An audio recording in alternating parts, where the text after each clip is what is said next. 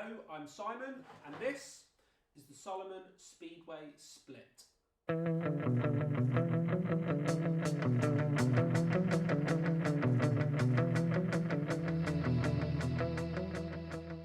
Salomon Speedway Split is one of a few boards in the Salomon Splitboard lineup. It is available in a 155, a 160 and a 165, and I'll go into a little bit more detail on sizing in a bit. Before I really get into the nuts and bolts of this review, I just want you to know that I'm not sponsored or paid by Salomon or any other board manufacturers, so opinions are my own. I mean, they would be anyway, but there's no external pressure.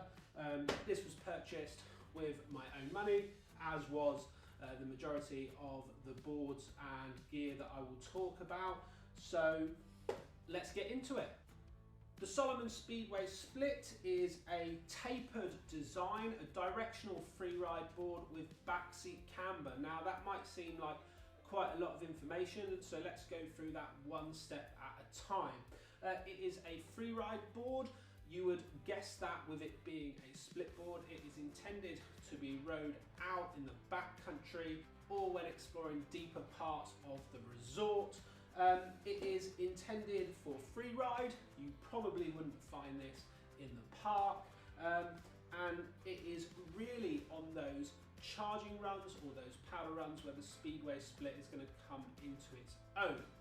The tapered part of that information just means that the nose of the Salomon Speedway is wider than the tail. Starting off wide and narrowing down towards the tail just allows the board to sink a little bit when it gets into that deeper snow. The backseat camber, similar to another board that I've spoken about before, the Salomon Super 8. If you're interested, I'll put that video on the screen. The backseat camber just means that there is a camber underneath the rear binding, your back foot. That puts a lot of control under the back of the board. As you move towards the front binding and the nose of the board, from the front binding up until the point where the rocker starts at the nose, it is flat. This backseat camber design is really nice to ride around the resort and specifically in powder. The Salomon Super 8 video that I've already spoken about was filmed in Japan, and I loved riding that board. Both in the trees, it felt really nimble, and I'm hoping that the Speedway Split is going to feel the same. Just want to go back for a second because I feel like I've missed one point on taper. Board manufacturers will put taper on a board, yes, to help it float better in powder, like already discussed, but also to maintain edge hold when conditions are not great.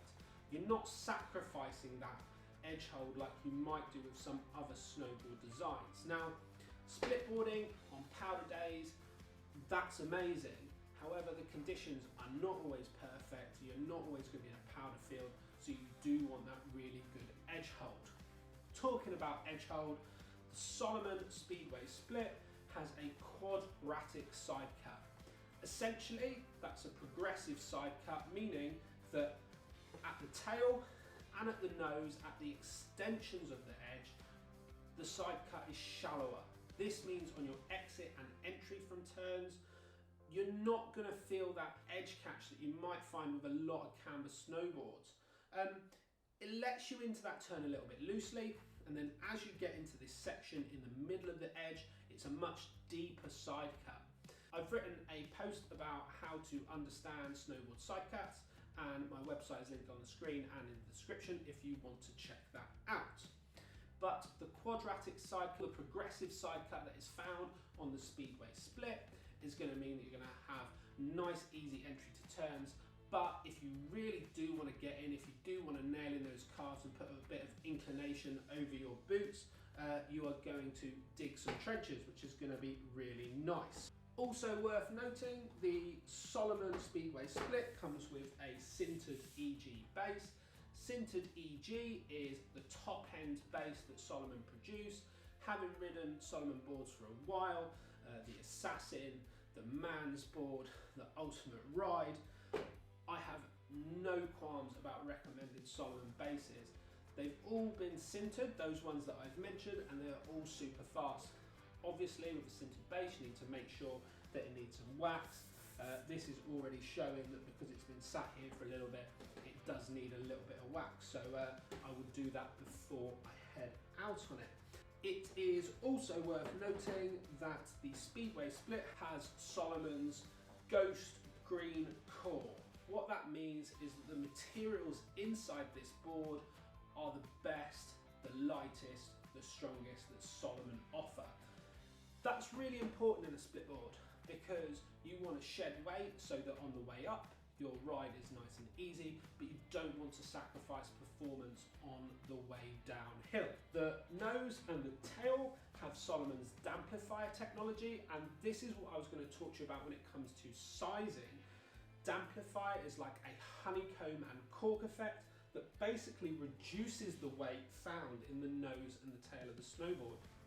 Effectively, Salomon then say that you can actually size up on this board because the swing weight of the board is much lower than on a regular snowboard. Another really important thing to consider when you are buying a split board is the skins. Now, Salomon have done an absolute solid here because they have provided a set of custom skins to go with the Speedway Split. They actually do this with all of their boards.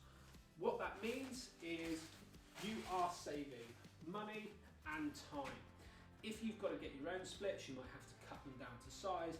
The ones that you'll get with your Salomon split board will fit perfectly. So especially if you're a first time split boarder or it's your first split board setup, it's going to make that a lot easier.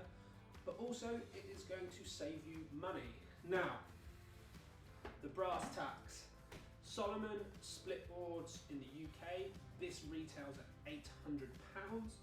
To compare that to the Burton family tree, which retails at £720. Okay, the Burton board is cheaper, but it comes without the skins. On Burton's website, their skins are £180. So that means it's going to set you back around £900 in total. I think that makes Salomon a really, really good deal when it comes to split board gear. You can make up your own mind. Maybe you've got a different setup that you prefer. Drop it down in the comments, let me know what you are riding. You may notice that I have already partnered the Salomon Speedway with the Union Expedition setup. If you would like to know how to do that, there is a video linking on screen now where you can check that out. That is pretty much all my thoughts on the Salomon Speedway before getting it out for a bit of a ride. If you've got any questions about this or any of the other videos I've made, just make sure to drop them down below in the comments. If you found it useful, please hit the like and check out the website. Let me know what content you'd like to see in the future and I will do my best to make it. Thank you very much for stopping by. I appreciate the views and I will see you next week with another video.